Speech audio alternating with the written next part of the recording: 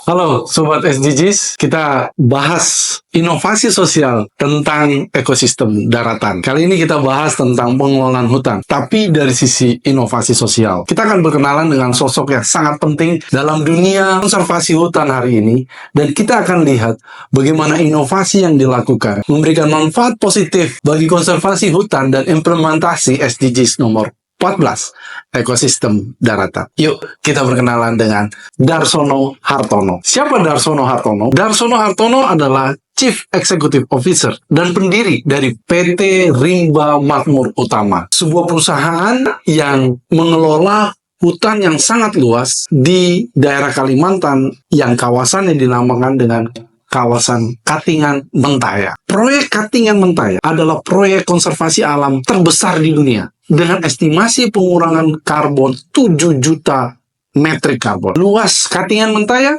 157.875 hektar.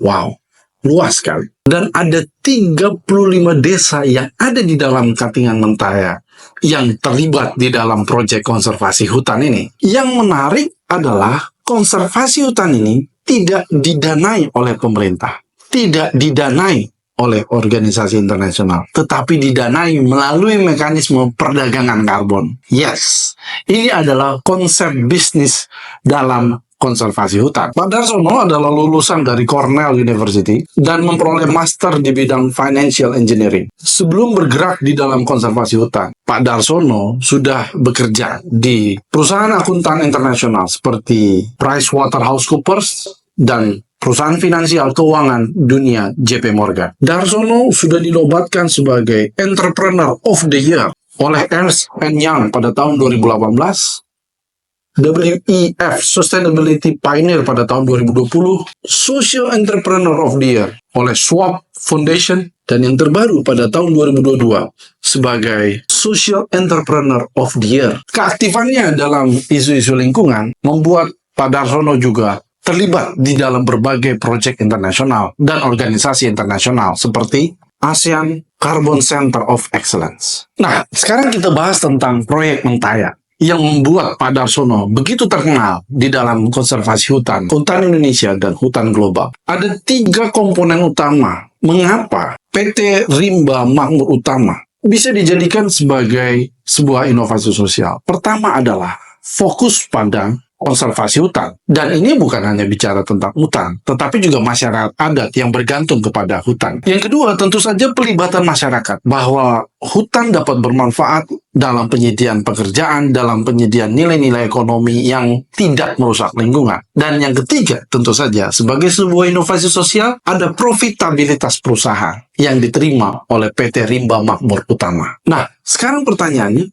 bagaimana sih model bisnis dari perdagangan karbon khususnya dalam konservasi hutan? Tentu yang pertama kali harus dihitung adalah berapa juta metrik karbon yang ditahan atau dikonservasikan melalui proyek Katingan Mentaya. Proyek Mentaya diestimasikan 7 juta karbon yang dapat dikonservasi melalui proyek ini. Dan 7 juta karbon ini ditawarkan kepada para investor baik di dalam dan di luar negeri dan memperoleh pendanaan melalui perdagangan karbon khususnya dari perusahaan-perusahaan yang mencemari lingkungan. Nah, kalau kita melihat apa yang dilakukan oleh Pak Darsono melalui PT Rimba Makmur Utama, tentu seharusnya kita berharap ada makin banyak perusahaan-perusahaan yang terlibat di dalam perdagangan karbon, baik itu bicara tentang konservasi hutan maupun transisi energi bersih.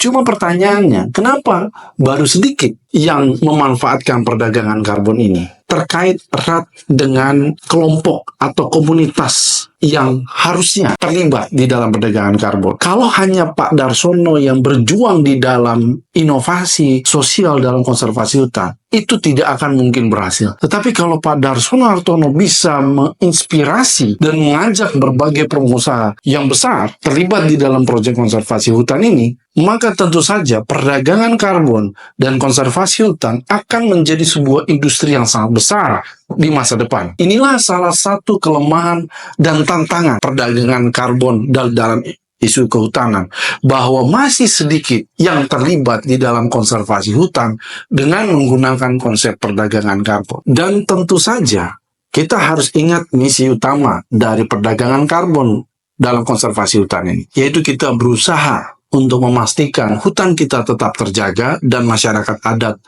tidak terancam kehidupannya. Oleh karena itu, perlu juga pengawalan, monitoring dari masyarakat sipil agar perdagangan karbon ini dan konservasi hutan yang dilakukan oleh PT Rimba Makmur Utama bersama dengan perusahaan-perusahaan yang melakukan perdagangan karbon itu murni atau fokus pada konservasi hutan dan perlindungan masyarakat adat serta masyarakat kecil yang bergantung pada hutan. Kalau ini dilakukan bahwa satu, makin banyak pengusaha yang terlibat dalam perdagangan karbon, khususnya dalam hal konservasi hutan dan monitoring dari masyarakat sipil, maka inovasi sosial akan makin banyak di dalam isu perlindungan hutan.